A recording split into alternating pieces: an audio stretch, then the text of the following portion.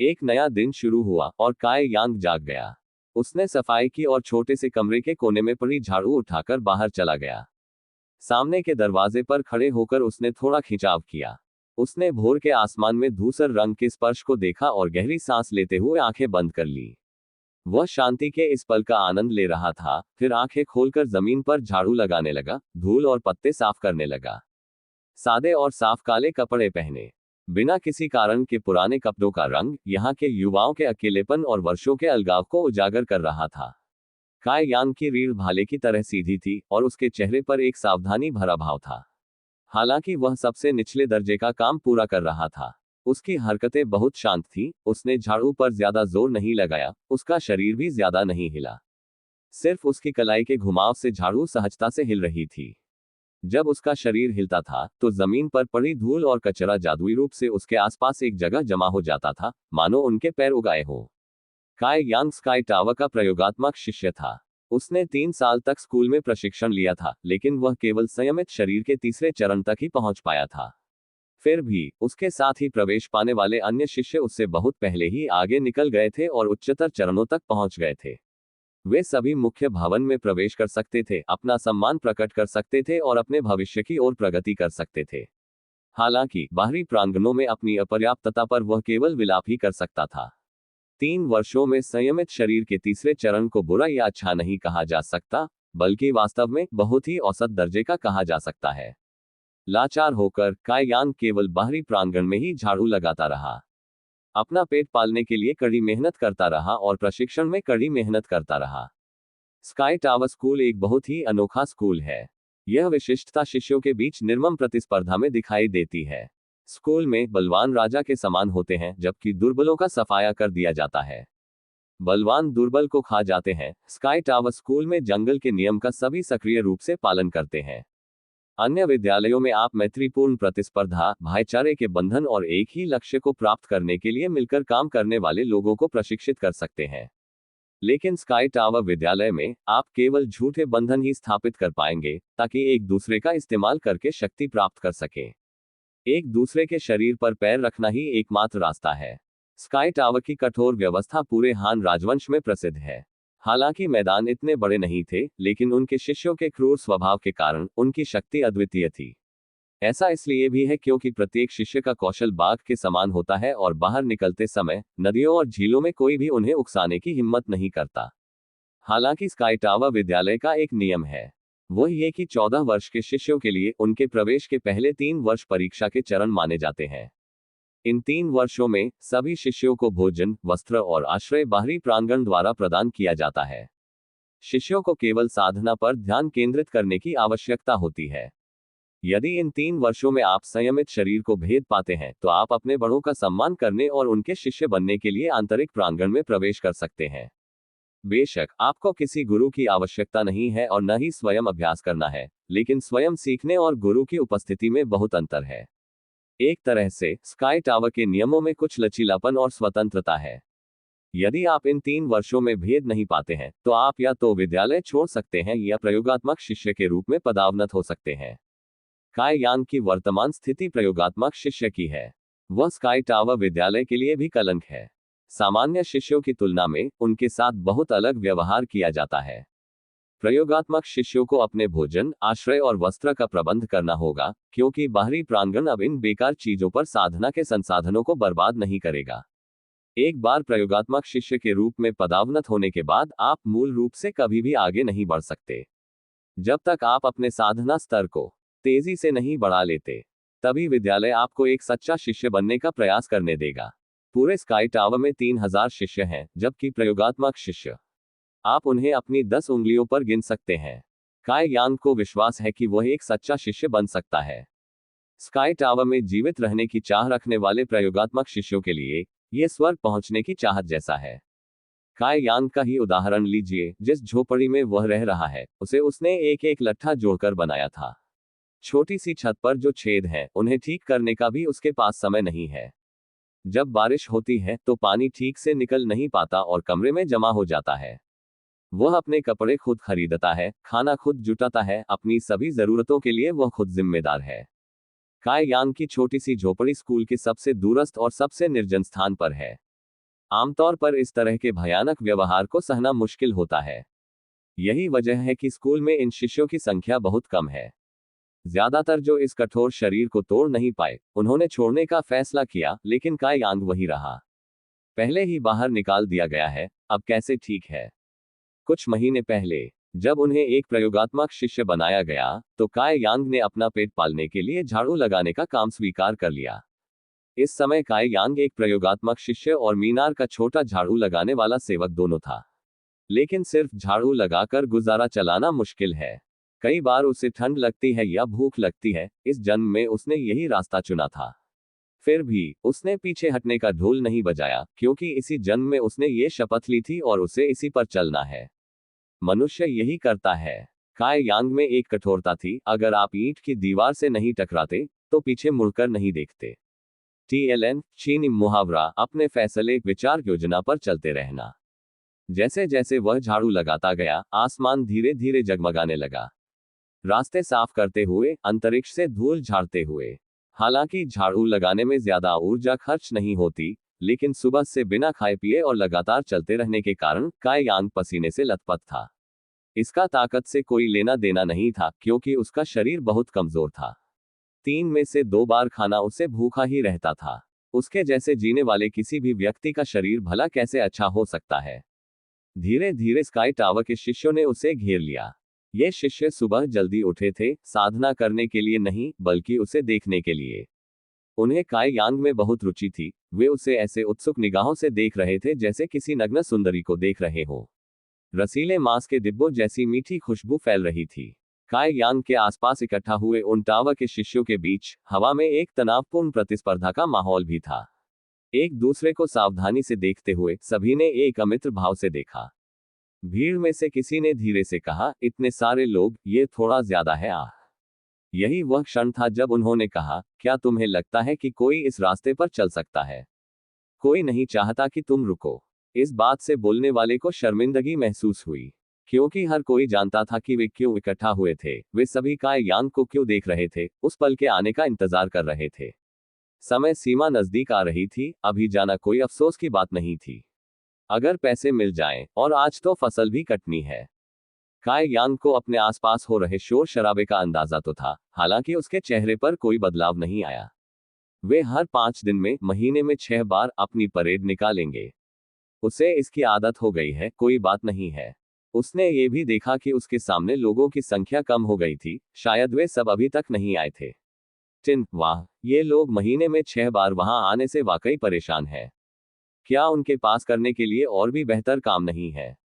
जब उसकी बदनामी हो रही थी, तो उसने अपने आसपास के लोगों की तरफ से आंखें मूंद ली और झाड़ू लगाने लगा।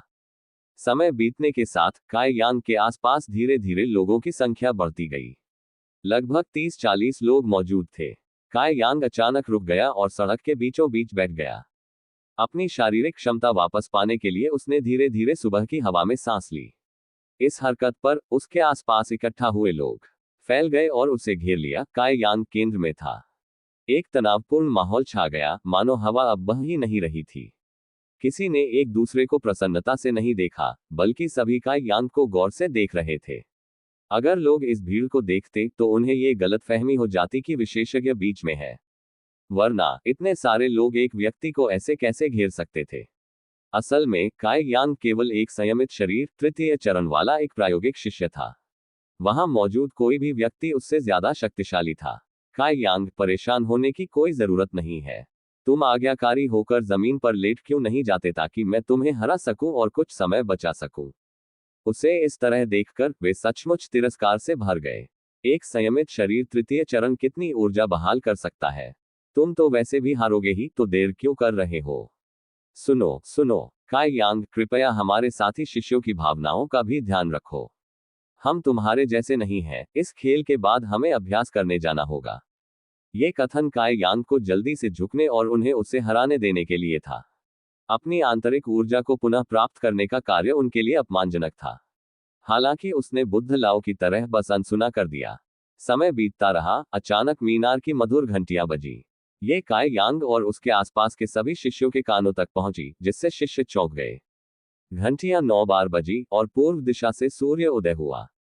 यह एक नया दिन था। सभी की सांसें शांत हो गईं। वे असहाय होकर काई यांग को देख रहे थे जो धीरे धीरे उठ रहा था। उसने अपनी झाड़ू उठाए और अपने चारों ओर खड़े लोगों पर नजर डाली। मुझे चुनो सीनियर यांग, एक व्यक्ति चिल्लाया। मैं हल्के से मारता हूं, मैं तुम्हें कोई दर्द नहीं होने की गारंटी दे सकता हूं। बकवास। मुझे चुनो, मैं दया करूंगा। मैं इसे एक मुट्ठी में खत्म कर दूंगा और मैं वादा करता हूं कि सबका समय बर्बाद नहीं करूंगा। मुझे चुनो, मुझे चुनो। बहुत शोरगुल था, बिल्कुल बाजार जैसा, जहां विक्रेता अपनी उपज बेचने की कोशिश कर रहे थे और इस बात पर प्रतिस्पर्धा कर रहे थे कि किसकी उपज ज्यादा ताजा है। काई यांग, तुम अपना प्रतिद्वंद्वी खुद चुन सकते हो, किसी ने याद दिलाया। काई यांग हंसा, उसने तुरंत अपनी झाड़ू उठाए और उसे आसमान की ओर फेंक दिया। दर्जनों जोड़ी आंखें उसे देख रही थीं। उम्मीद से भरा पी झाड़ू के गिरने का इंतजार करता रहा और प्रार्थना करता रहा, मुझे चुनो, मुझे चुनो। समय मानो थमसा गया। झाड़ू हवा में कुछ बार घूमी और फिर जोरदार धमाके के साथ जमीन पर गिर पड़ी। अब हिलना बंद हो गया। झाड़ू वाले ने भीड़ में एक हटे कट्टे किशोर की ओर इशारा किया। एक पछतावे भरी आवाज, भीड़ आक्रोश और हार से भर गई। लेकिन वह हट्टा कट्टा नौजवान जोर से हंसा और बाहर निकल आया। साथी शिष्यों, इस भाई ने आज ये लड़ाई जीत ली है, लेकिन उम्मीद है कि साथी शिष्य मुझे दोष नहीं देंगे। चे भाग्यशाली कमीना, एक ने ईर्ष्या से कहा। यह मुझे क्यों नहीं चुन सका, मैं तो हर 5 दिन में 1 महीने के लिए आता हूं। काई यांग, तुम ये जानबूझकर तो नहीं कर रहे हो। जरा भी जिक्र मत करो, मैं तो पूरे 3 महीने से आ रहा हूं और मुझे एक बार भी नहीं चुना गया। भाई, तुम मुझसे ज्यादा दुखी हो। दुखी नहीं, एक अच्छा शो देख रहा हूं। दोनों भाई एक दूसरे को देखते रहे और मन ही मन मुस्कुराते रहे। आंगन में बाकी लोग पहले ही तितर बितर हो चुके थे, केवल काई यांग और हट्टा कट्टा किशोर ही एक दूसरे को देख रहे थे। प्रायोगिक शिष्य काई यांग, संयमित शरीर, तृतीय चरण। यांग काई ने अपने प्रतिद्वंद्वी से परिचय कराया। साधारण शिष्य झो डिंगजून, संयमित शरीर, 5वां चरण। हट्टा कट्टा किशोर ने परिचय कराया। स्काई टावर के शिष्यों को भी क्रम दिया गया। नीचे से ऊपर तक साधारण शिष्य, निम्न आधार शिष्य, कुलीन शिष्य और मुख्य शिष्य, 5 क्रम। झो डिंगजून ने कहा कि वह एक साधारण शिष्य है, जिसका अर्थ है कि उसने अभी तक अपना सम्मान नहीं दिया है और उसका कोई गुरु नहीं है। यदि संयमित शरीर वाले शिष्य की सफलता का कोई गुरु होता, तो उनका दर्जा उन सामान्य निम्न आधार शिष्यों से ऊंचा होता और उन कुलीन शिष्यों का चयन सर्वश्रेष्ठ निम्न आधार शिष्यों में से किया जाता था। मुख्य शिष्यों के लिए उन्हें स्काई टावर स्कूल की अगली पीढ़ी की आशा माना जाता था और इस प्रकार उन्हें उसी के अनुसार विकसित किया जाता था। विस्मयकारी शिष्य पदानुक्रम भले ही अनुचित लगता हो, युवा पीढ़ी में प्रतिस्पर्धा की तीव्र भावना को प्रेरित कर सकता है, जो क्रूर टावर शासन की नींव है। यही मुख्य कारण है कि काई यांग ने अनगिनत लोगों से युद्ध किया। स्काई टावर का एक और नियम, चुनौती नियम। स्कूल में एक नियम था, स्काई टावर के सभी शिष्यों को हर 5 दिन में एक बार चुनौती दी जा सकती थी। हालांकि वे ज्यादा से ज्यादा 3 लेवल ऊपर जा सकते थे या उन्हें मना करने की अनुमति थी। जीतने वाले को योगदान अंक मिलते थे, जबकि हारने वाले के अंक काट लिए जाते थे। योगदान अंक को मेन गेट योगदान अंक भी कहा जाता है। स्काई टावर में योगदान अंक पैसे के बराबर होते हैं। अगर आपके पास पर्याप्त योगदान अंक हैं, तो आप उन्हें मेन गेट लॉजिस्टिक्स विभाग से अपनी इच्छानुसार किसी भी चीज, जैसे चीट, हथियार, के बदले में बदल सकते थे। अंकों का आदान प्रदान सोने और चांदी के लिए भी किया जा सकता था, लेकिन आमतौर पर ये योगदान बड़ी मुश्किल से हासिल किए जाते थे और शिष्य आमतौर पर इन्हें इसके बदले में देने से हिचकिचाते थे। इन अंकों को प्राप्त करने के कई अलग अलग तरीके भी थे। आप इन्हें खजाने की खोज, कार्यों को पूरा करने आदि के माध्यम से बदल सकते हैं। योगदान अंक अर्जित करने का सबसे आम तरीका दूसरों को चुनौती देना था। द्वंद्व युद्ध में अन्य शिष्यों के खिलाफ अपनी ताकत का परीक्षण करना होता था और अगर वे जीत जाते थे तो उन्हें योगदान अंक मिलते थे। सुबह सुबह काई यांग के आसपास इतनी भीड़ थी कि मानो किसी पके हुए परसिमन को घूर रहे हो जो गिरने ही वाला हो। स्कूल में काई यांग का नाम मशहूर माना जा सकता था, सिर्फ इसलिए नहीं कि उसकी पहचान एक ट्रायल शिष्य की थी, बल्कि इसलिए भी कि वह अभी भी स्काई टेरेस में था और जब भी कोई उसे चुनौती देता, वह हार जाता। काई यांग को स्वाभाविक रूप से याद आ गया कि आखिर शोरगुल किस बात का था, क्योंकि आज पिछली चुनौती का 5वां दिन था। जिन्होंने पहले उसे चुनौती नहीं दी थी, वे अब चुनौती दे सकते थे। ईर्ष्या किसे नहीं होती। यह मूलतः मुफ्त योगदान अंक थे। हालांकि अंक ज्यादा नहीं थे, फिर भी यह आकर्षक था, इसलिए बहुत से लोग आए। स्थिति में आकर काई यांग ने दो शब्द चिल्लाए, कृपया निर्देश दें। ये कहने के बाद सभी जानते थे कि काई यांग को एक और मार पड़ने वाली है। काई यांग हमेशा सबसे पहले हमला करता था। अपने दुबले पतले शरीर के बावजूद वो हमेशा जबरदस्त टक्कर देता था। झो डिंग जून की ओर कदम बढ़ाता, फिर छाती पर मुक्का मारता। उसके बाद एक सीधा और सरल प्रहार, फिर एक बाघ मुट्ठी। उसके प्रहार जोरदार थे और ऐसा लग रहा था जैसे उसकी सारी ऊर्जा उसके प्रहारों में समा गई हो। विद्यालय में सभी शिष्यों को शाओलिन मुट्ठी सीखनी पड़ती थी।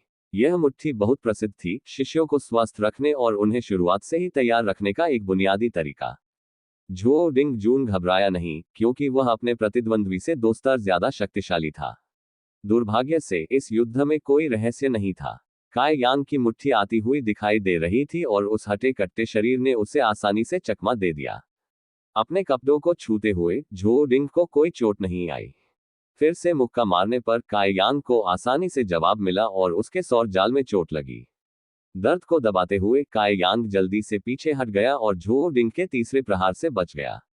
अरे, ये सुनकर झो डिंग हैरान रह गया। उसने सोचा भी नहीं था कि उसका तीसरा भाई इतनी तेजी से प्रतिक्रिया दे सकता है। इससे उसकी भविष्य की योजनाएं धराशायी हो गईं। लेकिन इस छोटी सी गलती का कोई असर नहीं हुआ। जल्दी से सोचते हुए झो डिंग ने मौके का फायदा उठाकर काई यांग को अनजान बना दिया। अनजाने में काई यांग ने अचानक अपना दाहिना पैर आगे की ओर मारा। साय को तेजी से आते देख झो डिंग ने उसकी अदम्य भावना को देखा और शाओलिन मुक्का मारा। अरे, उसका दिल धड़क उठा। हालांकि उसकी साधना ऊंची थी, फिर भी वह काई यांग के युद्ध अनुभव से कमतर था। लेकिन इससे क्या फर्क पड़ता? अगर वह बच भी न पाता तो भी वह सीधे उसका सामना करता। 2 हल्की हंसी की आवाजें सुनाई दी, फिर काई यांग पीछे की ओर गिर पड़ा, जबकि झो डिंग अभी भी खड़ा था। अगर उसका प्रतिद्वंद्वी भी उसी साधना में होता तो वह गिरता। दूसरे लोग मुक्कों को देख नहीं पाए, लेकिन उन्होंने उन्हें साफ महसूस किया। यह शिष्य बहुत तेज था, इसलिए दूसरे शब्दों में कहें तो उसने पहले खुद को मारा, फिर प्रतिद्वंद्वी को। लेकिन सिर्फ उसकी मुक्का ही शक्तिशाली थी। यह शरीर और स्वास्थ्य सब कुछ बहुत कमजोर था। हाथ पैर और शरीर दुबले पतले, कुपोषण साफ दिख रहा था, इसलिए यह अंत हुआ। वरिष्ठ, आपने मुझे जीतने दिया। इस लड़ाई ने झो डिंग जून के दिल में एक कड़वाहट छोड़ दी। हालांकि वह जीत गया, लेकिन उसे ऐसा नहीं लगा कि उसने जीत हासिल की है। किनारे से कई फुसफुसाहटें सुनाई दे रही थी। इस व्यक्ति को लगा कि वह जीत गया है। हाँ, क्या इसका मतलब यह नहीं है कि उसे काई यांग की प्रतिष्ठा के बारे में पता नहीं था और उसने उसे चुनौती दी? ये वाकई बहुत मजेदार है। झो डिंग ने अपनी भौहें सिकोड़ ली, क्योंकि वह वास्तव में काई यांग की प्रतिष्ठा के बारे में नहीं जानता था। उसने लोगों को उसके बारे में बातें करते सुना था। इसलिए आज जब उसने बहुत से लोगों को इधर उधर देखा, तो उसने भी भाग लेने का फैसला किया और चुना जाना बहुत भाग्यशाली था। क्या तुम जीत नहीं सकते थे?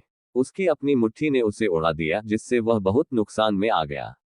गेट के नियमों के अनुसार वह पहले ही हार चुका था। फिर से इस विचार के बाद काई यांग बिना किसी हिचकिचाहट के, बल्कि और भी अधिक तीव्र भावना के साथ फिर से खड़ा हो गया। उत्तर की प्रतीक्षा किए बिना काई यांग उस पर टूट पड़ा। 3 फुट दूर उसने झो डिंग को गिराने के प्रयास में अपना पैर उसकी टांगों की ओर बढ़ाया। एक पैर का कोड़ा। इस विद्यालय के शिष्य विभिन्न युद्ध कलाओं का अभ्यास करते थे। फिर भी काई यांग का प्रयोग, हालांकि वह कम तकनीकें जानता था, फिर भी वह अपने साथियों से कहीं आगे निकल गया। तो यहाँ पैर पर चाबुक का इस्तेमाल हो सकता है। फिर बिना किसी पूर्व सूचना के काई यांग फिर से उड़ गया। 2 लोगों के अंतर और शारीरिक फिटनेस के बीच के अंतर के साथ काई यांग एक बार फिर हार गया। झो डिंग के पैर पर उसके हमले ने उसकी अपनी हड्डियों को स्पष्ट रूप से घायल कर दिया था, जिससे वह थोड़ा लड़खड़ा गया। फिर से उसने दांत भींचते हुए और दृढ़ निश्चय से भरी आंखों से कहा, पिंग। काई यांग फिर से उड़ गया। फिर से पिंग। काई यांग फिर से उड़ गया। जो लोग और नहीं देख सकते थे वे चले गए थे, जबकि जो रुके थे वे आश्चर्यचकित थे। काई यांग, इस आदमी में असली दृढ़ता थी। चाहे उसे कितनी भी बार पीटा जाए, वह फिर से उठ खड़ा होता है। वह इसे जाने नहीं देगा। TLN टिल्ड छोड़ो भी टिल्ड, छोड़ो भी टिल्ड हो, माफ करना, ऐसा करना पड़ा, चीकी स्माइली फेस। ये शब्द सुनकर झो डिंग को बहुत बुरा लगा। उसने सोचा भी नहीं था कि उसका प्रतिद्वंदी इतना पागल होगा। और काई यांग को 7-8 बार और उड़ा दिया गया। उसका चेहरा सूज गया था, आंखें काली पड़ गई थी, वो लड़खड़ा रहा था और सांसें तेज चल रही थी। लेकिन फिर भी वह डटा रहा और लड़ता रहा। आखिरकार झो डिंग चिल्लाया, क्या तुम पागल हो? तौलिया नीचे फेंक दो, वरना मर जाओगे। टावा के शिष्यों के आंतरिक संघर्षों में हर साल कई लोग मरते हैं। झो डिंग जून इस अडिग और साहसी भाई को देखकर थोड़ा घबरा गया। जब उसने ये सोचा तो झो डिंग जून जानता था कि वह इस हद तक नहीं पहुंच सकता और उसे डर था कि उसे आत्मसमर्पण करना पड़ेगा। शांत रहो, तभी तुम्हें जलने का डर नहीं रहेगा। यही जीवन का तरीका है, अपने निर्णय पर अडिग रहना। यही दृढ़ता है। काय यांग की दयनीय स्थिति के बावजूद उसकी आंखें और भी तेज होती जा रही थी। झो डिंग जून जानता था कि अगर उसने अभी मामला नहीं सुलझाया तो कोई अंत नहीं होगा। ये सोचकर झो डिंग जून काय यांग की गर्दन की हड्डी पर चाकू से वार करने के लिए आगे बढ़ा। काय यांग प्रभावशाली अंदाज में तेजी से भाग निकला। फिर उसकी आंखें धुंधली हो गईं और वह लंगड़ाकर जमीन पर गिर पड़ा। यह दृश्य देखकर 10 फीट ऊपर एक पेड़ की टहनी पर बैठा एक शिष्य एक छोटी सी किताब निकाल लाया। पन्ना पलटते हुए उसने लिखा, परीक्षण शिष्य काय यांग बनाम साधारण शिष्य झो डिंग जून विजयी। TLN प्रायोगिक शिष्य अब परीक्षण शिष्य बन जाएगा। पेड़ की डाल पर जो व्यक्ति था उसका शरीर सुंदर था, जाहिर है वह एक महिला थी। बस उसके चेहरे पर काला मुखौटा था जिससे लोग उसका चेहरा नहीं देख पा रहे थे। लेकिन उसकी नाजुक भौहें साबित कर रही थी कि वह व्यक्ति बुरा नहीं था। उसकी बांह पर बाजूबंद भी उसकी पहचान बता रहा था, एक स्काई टावर डाक हॉल शिष्य। स्काई टावर का डाक हॉल एक विशेष क्षेत्र है। स्कूल के 3 मुख्य बुजुर्ग शासन के लिए जिम्मेदार थे और हॉल के शिष्य स्कूल के सभी मामलों को रिकॉर्ड करने के लिए जिम्मेदार थे, चाहे वे कितने भी बड़े या छोटे क्यों न हो, सभी मामले रिकॉर्ड किए जाते हैं। इसमें शिष्यों के बीच द्वंद्वयुद्ध के परिणाम भी शामिल थे। इसलिए स्कूल के भीतर होने वाली सभी लड़ाइयों में आपको अपनी जीत साबित न कर पाने और योगदान अंक अर्जित न कर पाने की चिंता करने की जरूरत नहीं है, क्योंकि छाया में अंधेरे हॉल के शिष्य इन्हें आपके लिए रिकॉर्ड करेंगे और आपके मासिक रिकॉर्ड का सारांश तैयार करेंगे। इस द्वंद्वयुद्ध का परिणाम रिकॉर्ड करने के बाद इस महिला ने अपनी कमर से एक और छोटी किताब निकाली और उसे खोला, जो 7वीं शताब्दी के मई महीने में काय यांग की 147वीं हार के 14 साल बाद की तारीख थी। अगर आप इसे हटा भी दें तो भी ऊपर काय यांग की लड़ाइयों के अनगिनत रिकॉर्ड है। पहली लड़ाई से लेकर सबसे हालिया लड़ाई तक सभी में एक ही शब्द था, हार। लगातार 147 लड़ाइयां, जिनमें से हर एक में वह हार गया था। बस इतना ही कहा जा सकता है कि स्कूल के इतिहास में यह एक अनोखा रिकॉर्ड था और विस्मयकारी होने के लिए पर्याप्त था। हालांकि इस रिकॉर्ड का मालिक जमीन पर पड़ा था, यह नहीं जानता था कि वे जीवित हैं या मृत। काय यांग ने कभी दूसरों को चुनौती नहीं दी थी, इसलिए ये 147 हारें दूसरों द्वारा उसे चुनौती देने के कारण थी। यानी हर 5 दिन में एक बार चुनौती मिलने से ये 2 साल तक चला। जमीन पर काय यांग को देखकर उसने अपनी भौहें सिकोड़ ली। उसे समझ नहीं आ रहा था कि यांग काय इस हालत में कैसे टिक पाया। वह तो पहले ही टावर का ट्रायल शिष्य बन चुका था, उसका अस्तित्व ही खतरे में था, फिर भी वह क्यों रुका रहा? अगर वह चला जाता तो उसकी जिंदगी जरूर बेहतर होती। यह दुबला पतला लड़का, कैसा समर्पण! लगातार 147 हार के बाद भी वह निडर है। शायद ये किसी मर्द की नासमझी है। काय यांग पर ध्यान देना भी एक पल का संयोग था। जब जिया निंग चांग डाक हॉल की शिष्य बनी तो उसे इस इलाके की निगरानी का जिम्मा सौंपा गया। यांग काय को हर बार चुनौती दी गई, एक बार नहीं, 2 बार नहीं, और हर बार उसने उसे लगभग मरते हुए देखा। जिया निंग चांग इस संयमित शरीर वाले तीसरे दर्जे के युवा पर ध्यान देने लगी।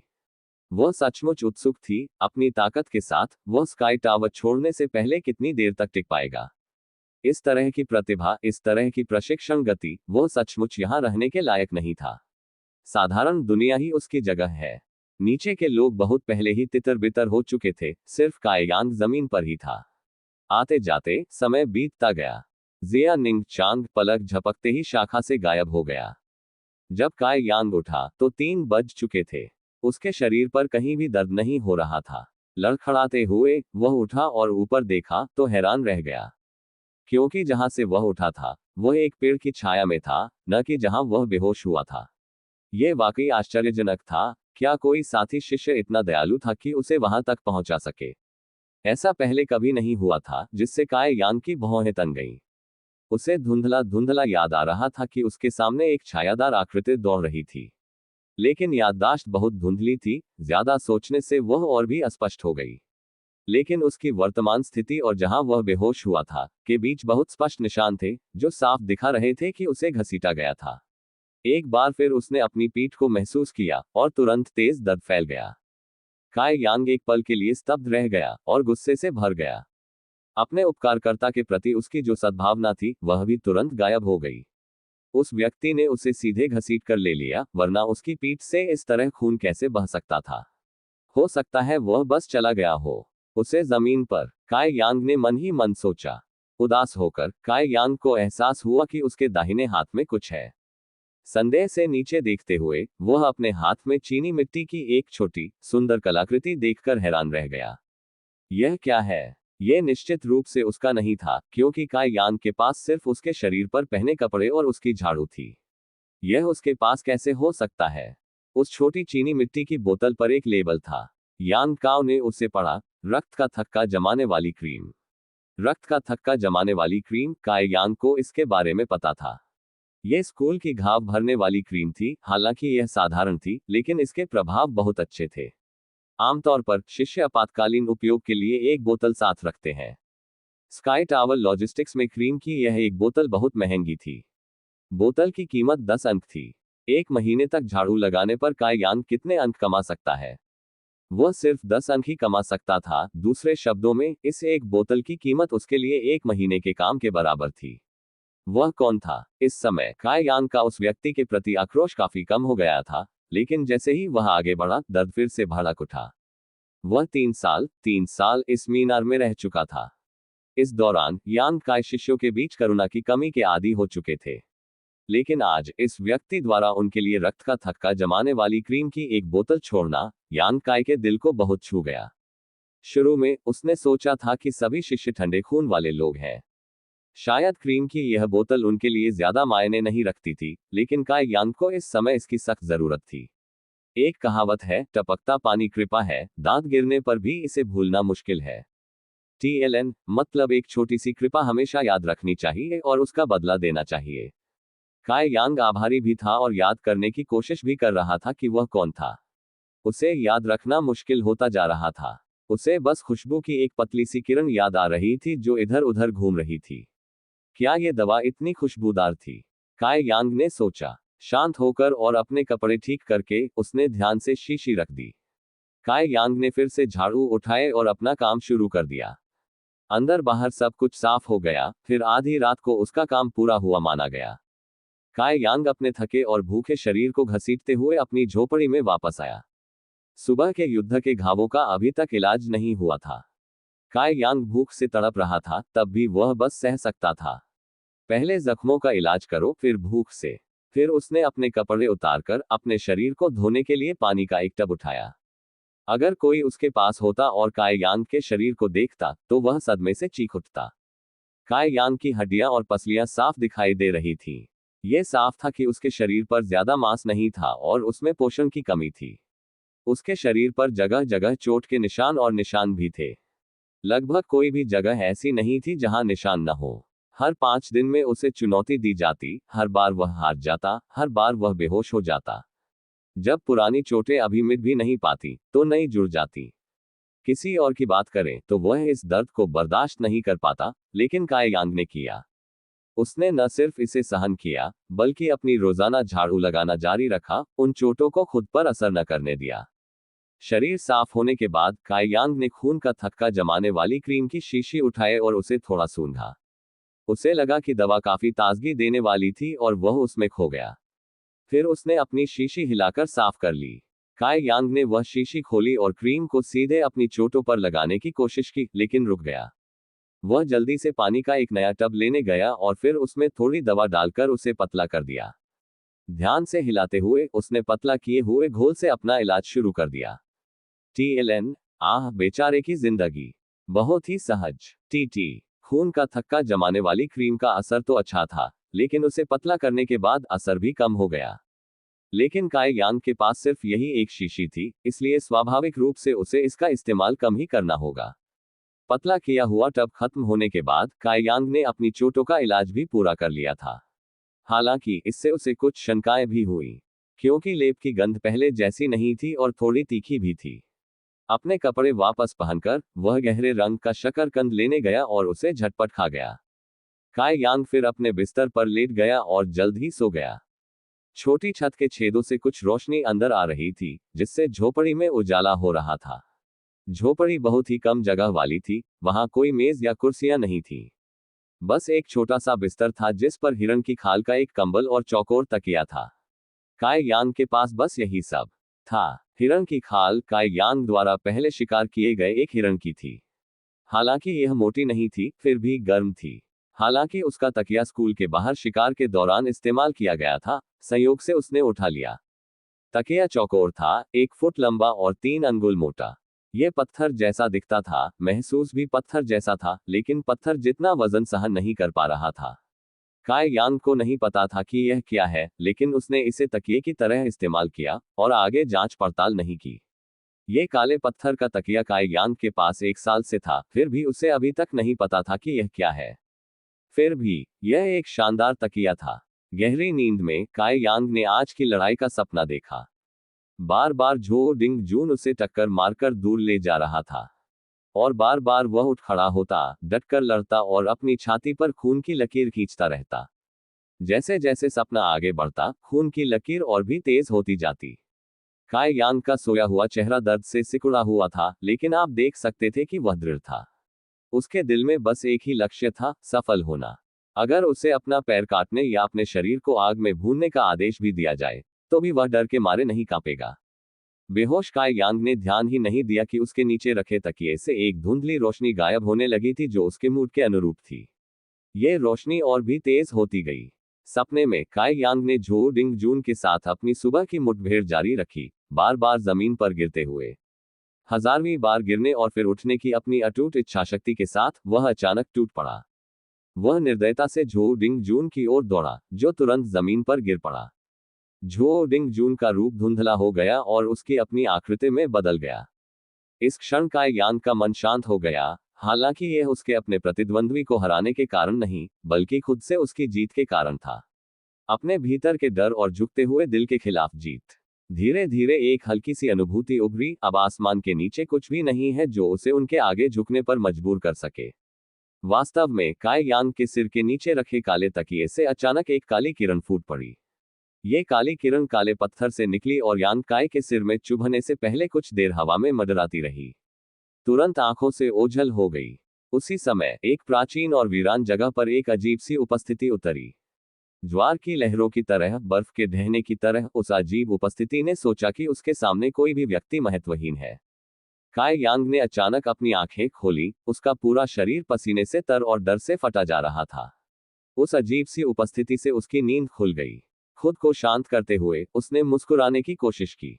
जब वह सपना देख रहा था तो वह सचमुच खुद को इस तरह डरा सकता था, ये हास्यास्पद है। अपना चेहरा रगड़ते हुए उसने समय जानने के लिए रात के आसमान की ओर देखा और झुंझला गया। वह सिर्फ 2 घंटे सोया था, बाहर काफी अंधेरा था। जल्दी से वह उठा, हिरण की खाल का कंबल समेटा और काले पत्थर का तकिया फिर से रख दिया। उठते ही उसने भौहें चढ़ाई और तकिए की तरफ मुड़कर देखा। यह एहसास उसकी अंतरात्मा ने उसे बताया कि यह पहले जैसा नहीं था। संदेह में काय यांग ने तकिए की ओर हाथ बढ़ाया और उसे उठा लिया। वह सही था, उसका वजन बहुत कम हो गया था। अजीब बात है, ये पत्थर का टुकड़ा अचानक इतना हल्का कैसे हो सकता है? इस पर सवाल उठाते हुए और भी सवाल उठने लगे। ऐसा लग रहा था जैसे कोई मोटी किताब हवा में उछाली जा रही हो और उसके पन्ने जमीन पर फैल रहे हो। काय यांग हक्का बक्का रह गया, एक पल के लिए उसे पकड़ना भूल गया। पापा! काले पत्थर का तकिया जमीन पर गिर गया और किताब की तरह खुल गया। उसे यकीन नहीं हो रहा था, हालांकि वह उसके सामने फैला हुआ था। क्या यह पत्थर नहीं था? यह अचानक कैसे पलट गया? किताब में ब्लैकस्टोन का तकिया काय यांग के पास 1 साल से भी ज्यादा समय से था, उसे बिल्कुल साफ पता था। क्या उसे पहले किताब नहीं, बल्कि ब्लैकस्टोन मिला था? क्या एक बूढ़ा कछुआ अपना खोल उतारकर सांप बन गया था?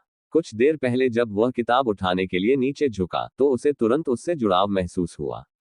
उसे दोबारा देखते हुए उसे सचमुच मानना पड़ा कि वह तकिया ही था जिसका वह इस्तेमाल कर रहा था। इस मोटी किताब ने उसे अवाक कर दिया, हालांकि उसमें कोई शब्द नहीं थे, वह खाली थी। लेकिन किताब के पन्ने उसे उसके आर पार देखने नहीं दे रहे थे। उसने धीरे से एक पन्ना फाड़ने की कोशिश की, लेकिन वह उसे फाड़ ही नहीं पाया। यह उसे सचमुच सोचने पर मजबूर करता है। वह इसे पूरे 1 साल से अपने पास रखता था और अभी अभी उसे इसके असली रंग का पता चला था। लेकिन इतनी खाली काली किताब, इसका क्या काम? उसने किताब को चारों ओर से देखा और फिर भी कुछ नहीं मिला। रहस्यमय। काय यांग ने पहला पन्ना पलटा और कुछ नहीं। खाली किताब के पन्ने को घूर रहा था। थोड़े से प्रयास के बाद भी उसे पृष्ठ में थोड़ा सा परिवर्तन नजर आया। फिर उसे पता चला कि पृष्ठ में थोड़ा सा परिवर्तन हुआ है। उसके स्वप्न के वीरान स्थान में जो अजीब सी उपस्थिति प्रकट हुई थी, वह फिर से प्रकट हो गई थी। सुनहरे अक्षरों की एक पंक्ति उभरने लगी थी। रक्त का आह्वान किया जाता है, स्वर्णिम शरीर अवतरित होता है, कोई चमत्कार नहीं बल्कि एक स्वर्णिम अमर। ये बात आत्मा में गहराई तक उतर गई, जिससे काय यांग ने पुस्तक को जोर से बंद कर दिया। उसके अंग बेकाबू होकर कांप रहे थे। गहरी सांस लेते हुए उसने अपने हृदय को थोड़ा शांत किया। इस काली पुस्तक में कौन से रहस्य छिपे थे, उसे बिल्कुल नहीं पता था, लेकिन वह जानता था कि काली पवन पर्वतों से प्राप्त यह वस्तु महान इतिहास समेटे हुए है। काफी देर की खामोशी के बाद उसने एक बार फिर काली पुस्तक खोली। इस बार उसने पृष्ठ की पहली पंक्ति पढ़ी। पता चला, यह कोई स्वप्न नहीं था। धीरे धीरे अन्य पंक्तियां भी उभरने लगी। गर्वित स्वर्णिम शरीर बाढ़ पर शासन करता है, अदम्य आत्मा, क्या यह अवतरित होगा? 8 पंक्तियां और 32 शब्द एक पूरे पृष्ठ पर छाए हुए थे। मानो वे शब्द किसी प्रभावशाली स्वर्गीय और सांसारिक अनुभूति का अनुभव करा रहे हों, मानो वे शब्द किसी प्रभावशाली आत्मा से उत्प्रोत हों। इन 32 शब्दों के अर्थ समझना बहुत आसान था। स्वाभाविक रूप से काय यांग समझ गया। लेकिन काली किताब का इतिहास अस्पष्ट था, इसलिए वह थोड़ा डरा हुआ था। क्या होगा अगर यह किसी तरह का जाल था? यह सोचकर उसे खुद पर हंसी आ गई, क्योंकि फिलहाल वह स्काई टावर का सिर्फ एक ट्रायल शिष्य था। उसकी देखभाल करने की जहमत कौन उठाएगा? आखिरी कुछ पंक्तियों और उनके अर्थ को देखकर काले पत्थर का तकिया काली किताब में बदल जाएगा, इसका कारण शायद आज रात उसका सपना था। 1 साल से ज्यादा समय तक तकिया नहीं बदला, फिर अचानक उस सपने के बाद वह किताब में बदल गया। दोनों का आपस में कोई संबंध जरूर होगा। क्या उसके अपने बदलाव की वजह से काले पत्थर का तकिया भी बदल गया? चूंकि मैंने ही इस किताब को जन्म दिया था, तो इस काली किताब का जन्म मेरे लिए हुआ। इस तरह मैं इस काली किताब का मालिक हूं। ये सोचकर काय यांग और नहीं हिचकिचाया। किताब पर साफ लिखा था कि नेतृत्व करने के लिए उसे खून टपकाना होगा। यह सोचते हुए उसने अपनी उंगली जोर से काटी और खून की एक बूंद पन्ने पर टपक गई। टपक टपक। खून पन्ने पर तो टपक गया, लेकिन कोई खास बदलाव नहीं हुआ। काफी समय बीतने के बाद पन्ने से काली रोशनी निकलने लगी। उसका शरीर तुरंत बेचैन हो गया, क्योंकि आज सुबह लगी चोटें दर्द से जलने लगी थी। उसके सिर में भी दर्द होने लगा था। अपने दांतों को भींचते हुए वह सहता रहा। उसका खून बहता रहा और किताब पर रोशनी तेज होती जा रही थी। काफी समय और मेहनत के बाद काय यांग लगभग बेहोश हो गया। लेकिन किताब में काफी बदलाव आ चुका था और काली रोशनी हिलने डुलने और सिकुड़ने लगी थी। और पन्ने के बीच से एक छोटा सा भंवर दिखाई दिया। इसके बाद भंवर के भीतर से एक सुनहरा भंवर दिखाई देने लगा। काय यांग ने अपने मन को साफ रखने की बहुत कोशिश की और अपने सामने हो रहे बदलाव को गौर से देख रहा था। काले भंवर में से एक छोटी, गोल, चमकदार काली वस्तु धीरे धीरे बाहर आई। वह चौंक गया, क्योंकि किताब में वाकई कुछ था। हालांकि जब उसका खून टपक रहा था, तब उसे कुछ उम्मीदें थीं, लेकिन उसे नहीं लगा कि यह सच है। लेकिन अभी उसके ठीक सामने पहले के 30 शब्द झूठे नहीं थे। खून का जिक्र होता है, सुनहरा शरीर उतरता है। तो ये कैसा सुनहरा शरीर है? उसके पीले चेहरे पर उत्सुकता छा गई। थोड़ी देर बाद जब चमकदार गोल चीज उसके सामने पूरी तरह से प्रकट हो गई, तो वह मुंह में लार टपकाए बिना नहीं रह सका। उसकी कल्पना कितनी भी समृद्ध क्यों न हो, उसने कभी नहीं सोचा होगा कि वह सुनहरा शरीर ऐसा होगा। यह चीज लगभग 30 सेंटीमीटर ऊंचा सुनहरा कंकाल था, और सोचिए, सबसे पहले जो चीज बाहर आई वह इस कंकाल की खोपड़ी थी। सुनहरी खोपड़ी किताब के पन्ने पर तैर रही थी, मानो पालथी मारकर बैठी हो, मानो ध्यान कर रही हो। हर हड्डी काय यांग की छोटी सी झोपड़ी को रोशन कर रही थी। पृष्ठ पर काला भावर धीरे धीरे कम होने लगा और सब कुछ अपनी शांत अवस्था में लौट आया।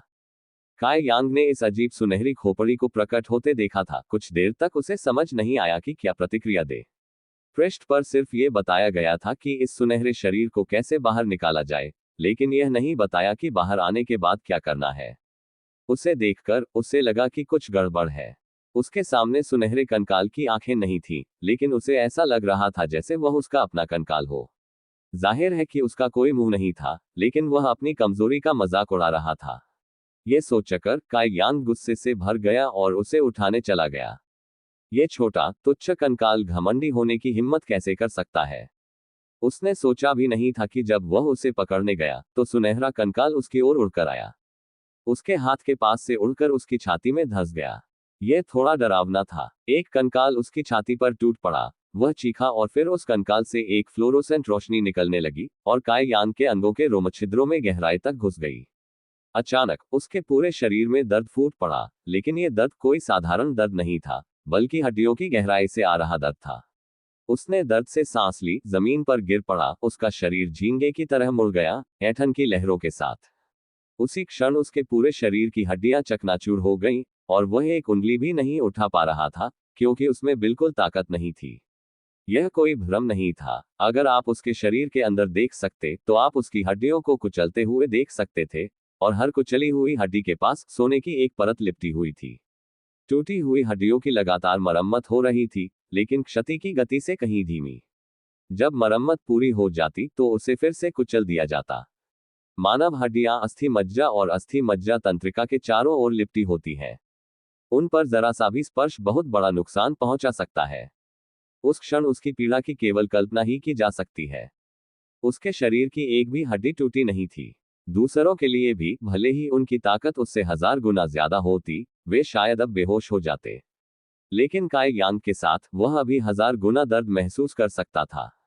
झोपड़ी से करुण चीख सुनाई दी। कुछ ही दूरी पर एक साथी शिष्य था। टहलने निकला एक व्यक्ति चीख सुनकर डर गया और जल्दी से भाग गया। कहीं से उसे इस सुनहरे शरीर से एक संदेश मिला, काई यांग की चेतना को नष्ट कर दो और उसके शरीर को अपने कब्जे में ले लो। क्या काई यांग सहमत था? भले ही वह हिलने डुलने में असमर्थ हो, लेकिन चेतना बनाए रखने के लिए संघर्ष भी कर रहा हो। वह सुनहरे शरीर को मैगपाई के घोंसले पर कभी कब्जा नहीं करने देगा। सुनहरे शरीर को डर लग रहा था, इसलिए उसने बार बार यांग काई की हड्डियों को कुचला, उसकी नसों को इतना कष्ट दिया कि वह वहीं बेहोश हो गया। एक तो एक गर्वीली सुनहरी मूर्ति है, दूसरी अदम्य साहस वाली। कौन जीतता है कौन हारता है, कोई परिणाम नहीं देख सकता। काई यांग जानता था कि अभी यह वास्तव में महत्वपूर्ण था, अपने साथी शिष्यों के साथ पिछली चुनौतियों के विपरीत। अगर यह उसका अतीत होता तो वह हार मान लेता, लेकिन अब वह नहीं मानेगा। चाहे कितना भी दर्द हो, वह सहेगा। उसकी चेतना, सुनहरे शरीर की विनाशकारी शक्ति, दोनों ने एक कठिन रस्साकशी शुरू कर दी। और युद्ध का मैदान काई यांग का शरीर है। तुम खींचते हो, मैं खींचता हूं, कोई 1 इंच भी नहीं छोड़ता। समय के साथ काई यांग को यह देखकर आश्चर्य हुआ कि असहनीय दर्द धीरे धीरे कम हो रहा था, जिससे उसका मनोबल बढ़ा और वह ऊर्जा से भर गया। यह कोई आश्चर्य की बात नहीं है कि काई यांग और सुनहरे शरीर के बार बार टकराने के बाद उसकी हड्डियों के कई बार कुचलने से वे मजबूत हो गई थी। उसकी हड्डियां और मजबूत होती जा रही थीं, और सुनहरे शरीर की शक्तियां कमजोर होती जा रही थीं। इस प्रकार दर्द स्वाभाविक रूप से कम हो गया। संघर्ष जल्द ही समाप्त हो जाएगा। जैसे जैसे तराजू उसके पक्ष में झुकता गया, असहनीय दर्द धीरे धीरे सहने योग्य होता गया। हल्की गुदगुदी में बदल गया, फिर ठंडे पानी के छींटों जैसा हो गया। यह एहसास क्रीम लगाने जैसा था, जिससे उसके लाखों रोमछिद्र खुल गए और आराम मिला। सुनहरे शरीर के इस बेताब संघर्ष को जानकर काई यांग क्रोधित हो गया। जोर जोर से गालियां देते हुए उसने अपने भीतर उस उपस्थिति को कुचल दिया। उसके शरीर के अंदर वह आखिरकार शांत हो गया था। एक आह सुनाई दी, एक सांत्वना भरी आह और बड़ी राहत की झलक।